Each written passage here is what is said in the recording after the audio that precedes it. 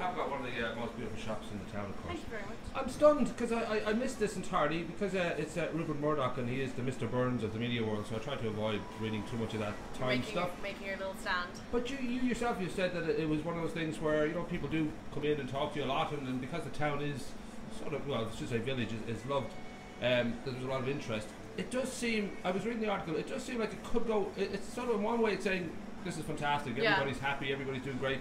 But then there's also that, like, let's see what happens in 10 years' time because it's so loved that the growth side of it just might. So, yeah, I don't know how you feel about that. Physically, it can't grow. I mean, there's so much building going on. Obviously, the population is going to increase massively, but I mean, it's a small village. There's only so much you can pack into it. Well, that's it, you know. McGovern said, he reckons, this is the estate agent, said that somewhere around 1,500 houses at different points of development over the next few years. We've got, obviously, the Wicklow Orange is going to come up with their 12 two-storey apartments and 10 homes and retail units and all the rest. The beauty of Delgany, I grew up here as a kid and all that, it is a tiny kind of like main street. So, but I guess, you know, you look at Dalkey, you look at Kenmare down in Kerry, there is a sort of when it becomes hugely popular, you kind of get that teen village thing happens where they become... I know, people coming in.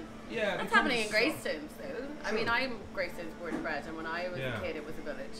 And now it's very much... But this village is so small. You could, from one end of this village to the other, you could shout abuse at somebody, they'd hear you. And we do. And we do. But I'm guessing too that you know, you tapped into a wonderful market. I know that you, Mr. Ryan with the Firehouse Bakery has too, that they realise that there's a lot of, you know, wealthy, lazy people around here who can't make a sandwich for themselves and they just feel, I'd rather I would like somebody else to do it. busy people with good taste. That's one way of looking at it, but I would think more lazy ass people who just can't make their own lunch, you know.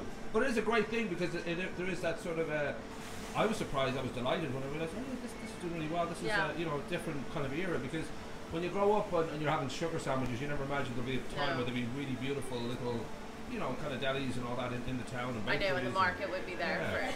Yeah. So it must, I don't know, for you, if it feels, it can only get bigger, it can only get, you know, busier because there is that growth thing going on. Yeah, to be honest, we're so busy at the moment, we're kind of nearly at the breaking point, like, well, we're not breaking point, but like we can't do a whole lot more than we are. We haven't got great staff. Like, I mean, look at that. They're actually working. That's them working right now.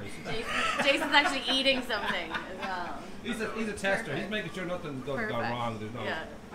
But that's always a wonderful complaint because, you know, you look at the pair, you look at so many success stories.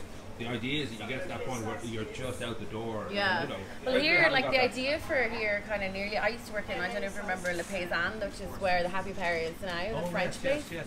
So I worked there like from 16 to kind of 22 or whatever. Right. And that was the best job I ever had. I loved it so much, and in a way, I just kind of wanted to repeat that and have my own. So that's kind of how this. Well, it will be interesting to see now. You've got that great mix of, you know, obviously having the Farleys there is a great kind of root of the past, and the sense that they are not sort of like, you know, slick business people, even though they're doing very well because they do a good job. It's a nice contrast that there is the old and new in the village, and that I think everybody seems to get on. There's a nice sort of feeling in the village. We absolutely do. Yeah, absolutely. No, it is. It's fantastic. Obviously, the guys down in Delgany our local councillor walking in now. Obviously, nobody down the actual village likes you know, treating them Delgany, the Firehouse, but you know, you tolerate them. They're nice enough in that time.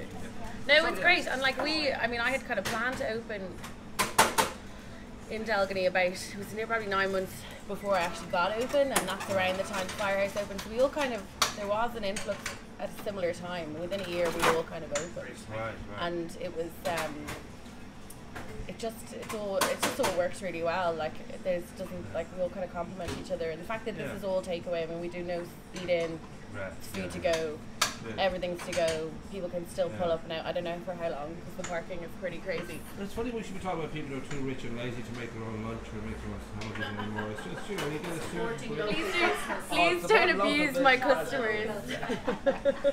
Well, hey, how are you? It was a great little piece, and it's lovely to sort of, you know, it's a kind of a bizarro thing that like the whole country will sort of recognise. Oh, here's a little village that it's definitely going through changes, but I think everybody here is so determined to maintain what well, is. My favourite thing about the Bear Paw, and it's what I wanted, but I couldn't have imagined in a way the reality is that like everyone who comes in here, I know their name, I know what they want.